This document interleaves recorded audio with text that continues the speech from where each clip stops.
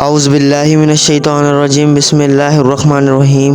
میرا نام امان ہے اور آج ہم آپ کو حضرت یونس علیہ السلام کا واقعہ بتانے جا رہے ہیں، تو ہمارے چینل کو سبسکرائب کر کے بیل آئیکن دبا دیجئے گا اور لائک کا بٹن بھی پریس کر دیجئے گا۔ اور حضرت یونس بھی پیغمبروں میں سے تھے۔ جب وہ بھاگ کر کشتی میں پہنچے، اس وقت کرا ڈالا تو انہوں نے زگ اٹھائی اور پھر مچھلی نے ان کو نگل لیا، اور قابل معاملات کام کرنے والے تھے۔ پھر اگر وہ اللہ پاک کی پاکی بیان نہ کرتے تو اس روز تک کے لوگ دوبارہ زندہ کیے جائیں گے، اسی مچھلی کے پیٹ میں رہتے۔ پھر ہم نے ان کو جب وہ بیمار تھے فراخ میدان میں ڈال دیا اور وہاں کدو کا درخت لگا دیا، اور 1,00,000 یا اس سے زیادہ لوگوں کی طرف پیغمبر بنا کر بھیجا، سو وہ ایمان لے آئے، اور ہم بھی ان کو دنیا میں ایک خاص وقت تک فائدہ دیتے رہے۔ حقیقت یہ ہے کہ جن لوگوں پر تیرے رب کا قول راست آ گیا، ان کے سامنے خواہ کوئی نشانی آ جائے، وہ کبھی ایمان لا کر نہیں دے سکتے جب تک دردناک عذاب سامنے آتا نہ دیکھ لیں۔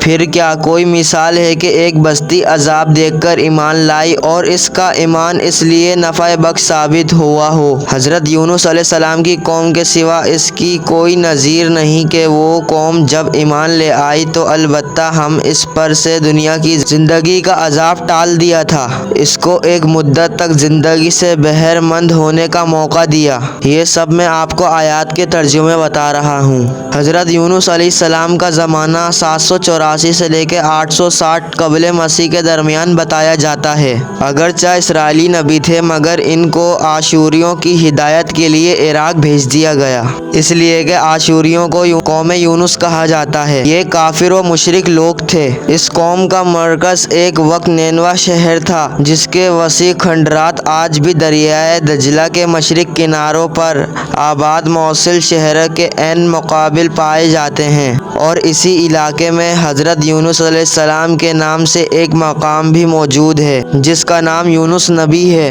حضرت یونس علیہ السلام نے آشوریوں کو اللہ کا واحد لا شریک پر ایمان لانے کی دعوت دی، مگر انہوں نے حضرت یونس علیہ السلام کو جھٹلایا اور بتوں کی پرستش چھوڑنے سے انکار کیا، جس پر حضرت یونس علیہ السلام نے انہیں دردناک عذاب کی خبر دی۔ پھر تیسرا دن آنے سے پہلے آدھی رات کو بستی سے نکل گئے۔ دن کے وقت جب عذاب اس قوم کے سروں پر پہنچا تو انہوں نے حضرت یونس علیہ السلام کو تلاش کیا مگر وہ نہ ملے۔ آخر کار وہ سب اپنے بال بچوں اور جانوروں کو لے کر صحرا میں آئے تو توبہ کرنے لگے۔ اللہ نے ان پر رحم کیا اور ان کی دعائیں قبول کر لیں۔ حضرت یونس علیہ السلام کا اپنی قوم سے ناراض ہو کر نکل جانا ہجرت تھی، مگر انہیں اس کا حکم نہیں دیا گیا تھا۔ وہ عذاب کی اطلاع دینے کے بعد اللہ تعالیٰ کی اجازت کے بغیر اپنا علاقہ چھوڑ کر چلے گئے تھے۔ آثار عذاب دیکھ کر جب آشوریوں نے توبہ و استغفار کر لی تو اللہ تعالیٰ نے ان کو معاف کر دیا۔ قرآن مجید میں اللہ تعالیٰ کے دستور کے جو اصول بیان کیے گئے ہیں، ان میں سے ایک یہ بھی ہے کہ اللہ تعالیٰ کسی قوم کو اس وقت تک عذاب نہیں دیتا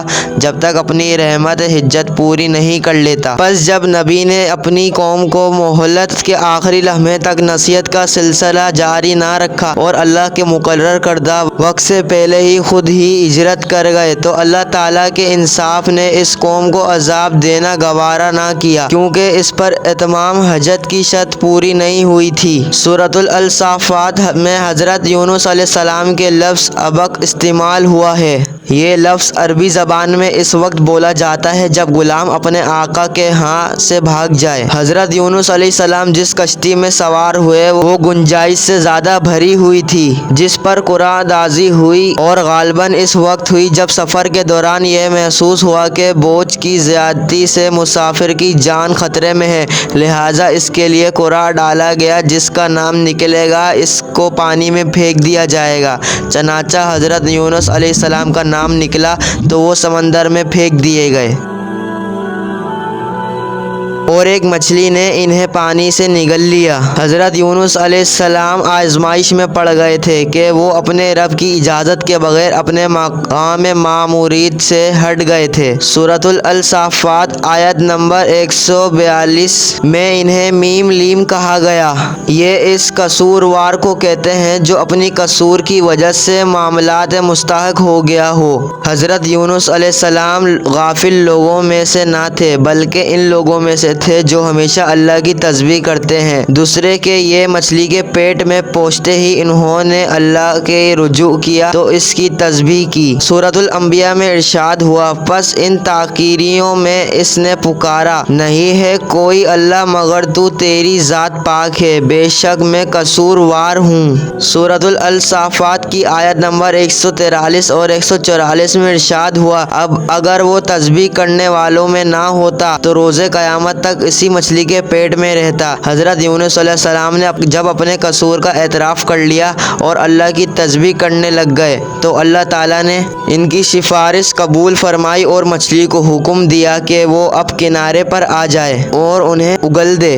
تفسیر ابن کثیر کے ایک نسخے میں یہ روایت بھی ہے کہ حضور علیہ السلام نے فرمایا، اللہ کے اس بندے نے اندھیرے میں رب کی تسبیح بیان کی ہے۔ اوپر جو روایت گزری اس کی وہی ایک صد ہے۔ ابن ابی حاتم میں حضور علیہ السلام نے فرمایا، جب حضرت یونس علیہ السلام نے یہ دعا کی تو یہ کلمات عرش کے ارد گرد گھومنے لگے۔ فرشتے کہنے لگے، بہت دور دراز کی یہ آواز ہے لیکن کان اس سے پہلے آسنا ضرور ہیں، وہ آواز بہت ضعیف ہے۔ جناب باری نے فرمایا، کیا تم نے پہچانا نہیں؟ انہوں نے کہا نہیں۔